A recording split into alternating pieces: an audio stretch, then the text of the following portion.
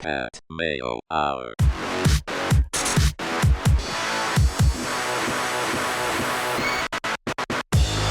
Welcome to the Pat Mayo Hour UFC Brazil DraftKings picks. Cody's after the bookie beatdown, the now chopped up bookie beatdown. Yeah, people are not happy about that. Yeah, That wasn't my call, man. Listen, everyone thinks because you're on the show, it Yeah, happens to me all the time. People are All like, the time. why'd you fire Feinberg? He's like, I didn't fire Feinberg. I wish Feinberg was sitting across from me. It's not my fault. Well, that's the biggest thing. People be like, man, I can't believe you did this to me. And you're like, I have bosses that I have to please as well, man. Like, we all work in the real world, man. Just because you're watching it on the internet does not mean we're shooting this from our mother's basements. It's not the same. I know. Different to, popular belief. Yeah. We actually do have jobs, and you actually just bought your own place. Yeah. Yes, there you go. I don't even have a studio anymore that I can shoot out of, like my old apartment. Oh, you're not doing that, eh? No. I'm just going to be shooting in, the studio's nicer anyway. Anyway, Yeah. DraftKings picks for Brazil. If you were watching this before the Dublin card, the Dublin card is on another video. If you're watching this or if you're listening to this on the iTunes feed, hey, thanks for sticking around. Thanks for sticking around. Okay. Cash team, let's hear it. All right. I'm going to pop myself a Halls, and we're ripping through this right now. Okay. Are those halls full of PEDs, sir? Yeah, I know. Well, my boy Gasmurad Antugulov, let me just tell you. Is he on the PEDs? No, okay. Cash game team, first and foremost. I'm going to put my discretion out here. I don't really love this cash game team. I went with the safe plays. Safe guys should get the safe points. Safe points should lead to the cash game victory. GPP, as you're going to see, very different. GPP, we were going for it. I do feel good about it. We'll see how that plays out, but I know we're the other way. The cash team nails and the GPP team sucks. Yeah, now I know we're short on time. By the way, shout out to the guy who kept sending us the stuff who came, I think he came second in the Rumble. With the Fantastic. Cody picks winning 10 Gs, gotta like that. Yeah, you know what? It's always great when people reach out and I think there's a big fan base of the show, and that's the biggest thing I take from the bookie beatdown, splitting it up, right? I know that it upsets some people. Like I said, it was not my choice, but at the end of the day, the people that reached out to be like, man, I love this show, I just don't love this format. I didn't have anybody that was like, yo, man, fuck you. I never had that. I had people that were mostly just like disappointed. They were disappointed because they're like, I like the flow of it and I like listening to it as one. So a lot of people were like, yo, like I like this show. Just this is what I'm telling you. So I do appreciate it. Can you still listen to it like full length on the audio version? On the audio version. And to be honest, this week has 2 cards, right? So people don't get that we had to shoot 2 cards. We had to build boards. Paul built boards for 2 cards. And then we had to get them out and then we had to splice it all up. So let's say there's only 1 card, then we can put the full version out and the 13 portions, and we can put more viz, which, as you probably realized, wasn't a whole lot of viz this week. Yeah, I think people. It's been busy. It takes a lot of time to get that viz. Just the actual transfer of pulling down the viz, not even putting it on the show, takes like hours and hours and hours. I put between 800 gigabytes and a terabyte worth of viz. Now, that's not it going on. I have to pull that down. Yeah, I have to. People don't understand. I'll pull a full 20-minute fight to give you 5 seconds of it because that's the love I have for it. But I'm going to write through this. Team. Ryan Bader, number 1, 9,500. He's on there against Little Dog. Yeah, okay, $9,500. He's obviously expensive. Thing is, Ryan Bader's also safe. He's already fought Little Nog. The fight happened 6 years ago. Now, you have to factor this in, Pat. Last time he fought him, he was 27 years old. He was just a wrestler coming out of Arizona State University, and he was a, athletic guy, great build, didn't have a whole lot of MMA skills. Little Nog at the time was the man. He had fought in Pride. He had been in legendary wars against guys like Shogun. His brother was a former Pride How UFC old champion. is Little Nog now? He's currently 40 and a half. I think once you get past like the age of 6, you don't say and a half anymore. Okay, so Pollock said the same thing. He's like, why do you say and a half? But the only reason it's stuck in my head is because Ryan Bader is 33 and a half, and Little Nog is 7 years and 5 days older. Okay. So when I keep saying 33 and a half, I say, oh, well, he's 40 and a half. I know what you mean. Regardless of the fact, last time they fought, Bader smoked him. Bader took him on a 30-27. He beat him every single round. And how do you do it, Pat? With his wrestling. He took him down, and he held him down. Now, how is a guy with no submission skills beating a Brazilian Jiu-Jitsu black belt on the ground? The times, right? Now he's better? 6 years later, the 27-year-old kid, he's a lot better now. He knows how to grapple now. He knows how to strike now. His wrestling's better now. His cardio's better now. He's headlined cards. He's fought 5 rounds. Everything's better for Ryan Bader. Little Nog, everything's worse for Little Nog. I'm not saying worse. His jiu-jitsu, he's hasn't gotten any better, but he's not going for double wrist control anymore. Let's not kid ourselves. He's at least trying to get over and under hooks. He's at least trying, different stuff. But half guard sweep, throw that out the window. That crap doesn't work no more, man. But his boxing skills are there, and he's a guy that's, durable enough, and he can go out there and he can have a good, solid performance against good, solid level talent. But when I'm thinking of a cash game, I want guys that are safe. Ryan Bader's safe. Ryan Bader can beat this guy standing. He can beat this guy on the ground. It's 5 rounds that he has to deal with. Just think that For $9,500, I'm willing to take the play on it. Okay. That means you have to go scumming to the bottom, or you can't afford anyone else really super expensive then. So Yeah, this team ain't bad. I'll tell you why, though, because we're moving down. Now, the biggest thing is, do I see Ryan Bader going out there and getting a huge knockout? It's possible, but I don't necessarily see. But with the new DraftKings rules, the 5 rounds mean a lot more because you can score more points. Like, what was it last week? Joanna, I'm not going to try to pronounce the last name, went 5 rounds, You right? should know this by now. In J-check. Sure. Anyway, the Polish Hammer. She's my baby. Can we call her that? Well, the Russian hammer was on that last card. Okay. Anyway, but she went the 5 rounds, right? Yeah. And she scored the most DraftKings Which points is why of we, anyone. which is why we took her on the Yeah. team, because it was like, listen, and she did this the last time against Claudia. Claudia, she scored 100 points in the last 3 rounds of that fight because she scored hardly anything the first 2. But volume is a huge thing, and with Ryan Bader, he's got 5 rounds to deal with. He'll never have as much volume. How's your Hulls doing? Yeah, hard to talk with in my mouth. He'll never have the same amount of volume because the fact of the matter is he's a guy that weighs 205 pounds, whereas Joanna Jędrzejczyk is a small 115-pound girl. She's so much faster. But with Ryan Bader is that he's not going to get into like terrible situations for the most part. If he just gets the takedown, stays on top, as we've seen with the new DraftKings, takedown scores for more now. If he moves to side control or half guard, which It scores for more now. it's going to be hard to pass on Nog, but it's going to score more now. So those grappling transitions will help. And there's the little hits on the ground, well, those are all going to be in my significant strikes category. So I'll take it. Usman's going to be the same thing. Usman's not looking for the finish. He's looking to hold this guy against the cage the entire time. Now, Warlley Alves starts fast. He's got a great guillotine. He's got good finishing abilities, but he tires real fast. And we've seen that in his last fight against Brian Barberena. The guy's a 4-1 favorite. But people are telling you, Brian Barberena's hard to finish. So, yeah, Warlley Alves is the better fighter, but what's going to happen if he doesn't finish him? What happens is Alves wins the first round, completely gasses. Brian Barberena works his way into rounds 2 and 3, wins the decision in Brazil. So terrible performance for Alves. And Alves was really not a one-trick pony, but he goes to that guillotine a lot. And when he doesn't get it, then that's the biggest concern for him. What's he got beyond that? When I look at Kamaru Usman, he's training at the Black Ceiling in his gym. He's working with guys like Gilbert Burns, who are just better grapplers all around.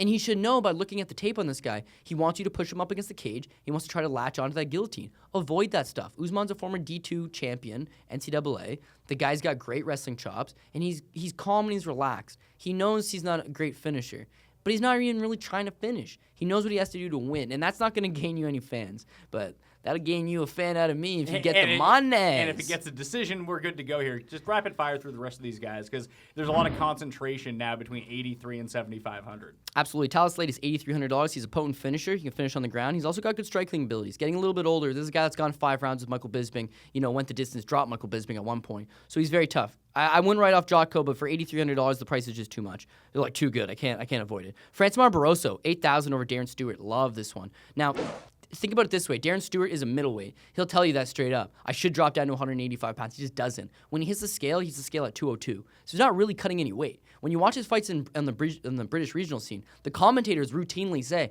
guy's a middleweight fighting up a class. Now you got Francis Barroso. Francis Barroso is a 205er. He's a Brazilian Jiu-Jitsu black belt. He's got great takedown defense. And he's a guy that's fought 3 rounds before in the UFC. I'm not huge on him, but for $8,000, He seems like a good value. yeah, he can get on top of Darren Stewart and he can submit him. On top of that, he can just chip away at Darren Stewart. I wouldn't put Barroso on a GPP. Because there's probably no chance of a finish. He's just so lazy, man. So lazy. Just go for it a little more, dude. But no, I mean, he's trying to conserve his energy. He's got great outside kicks. I think he controls the action. I think he gets the win. Gazmarat Antigulov. I like this guy a lot, actually. $7,700. He's my Russian boy. He's gonna. You love Russian fighters. Love You love it. Russian He's on your fighters. GPP team too. Yeah, listen, he's on a 12-fight winning streak, and he's finished 11 of those guys. So, sign me up.